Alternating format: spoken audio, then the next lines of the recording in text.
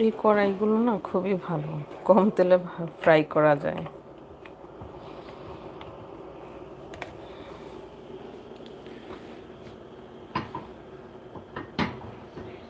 তো আমি চেষ্টা করছি কম তেলেই ফ্রাই করার জন্য।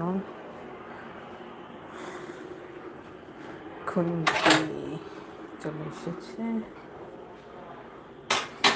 মাছটাও রেডি আছে, সল্ট দেওয়া হয়েছে।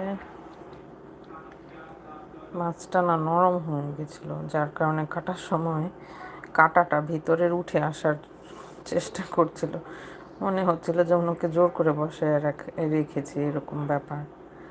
তো বোঝা গেল যখন মানে মাছটা বরফ থাকবে তখনই এটাকে পিস করতে হবে।